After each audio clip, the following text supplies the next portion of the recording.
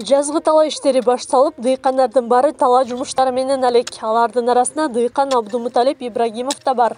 Ал өзүнүн үрүшүндө 1 ай мурун капуста, картошка жана жүгөрү эгип, учурда чабыгын чаап жүрөт. Ал жазгы айдап себүү иштери кеч башталгандыгын айтат. Чабыгыны тап етебиз. Бул кааласа чабыгын чыгарбасак, ушу бир айда пишпаса керек деп жүрүпбүз. 20 сотикке картошка эктик. 20 сотикке капуста эктик. Bir 12 sotикке мәкке ектик. Анча кечик болду. Hamda nima yağmurchilik ko'p bo'ldi, yog'ingarchilik. Жалал Абад облусу боюнча 74 000 гектар жерге айдоо иштерин жүргүзүү пландалган. Ал эми быйылкы жылы дан эгиндерин эгүү аянты 67 000 гектардан 68 000 гектарга кеңейтилген. Азыркы учурда бул иштер 95%га аткарылып, облустун алыскы аймактарындагы талаа иштери улантылууда. Жазды кылкандуу эгиндерин эгүү жалпы 16.884,2 гектар же 102%.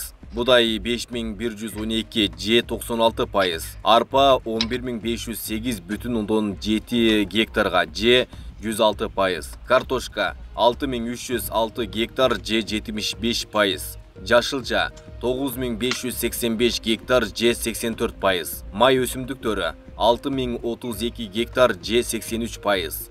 Жүгөрү 25923,5 гектар же 80%. Талаа иштеринде облус боюнча жалпы 32302 тонна жер семирткичтер керектелет.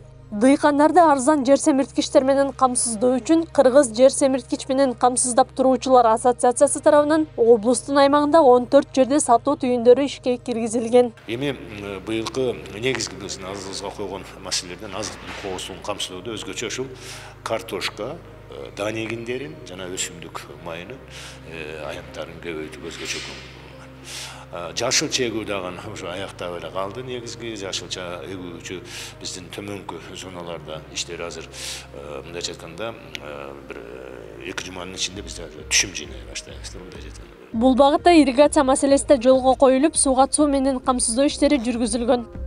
Акылай Карабаева, Замирбек Тойчубаев, Регион.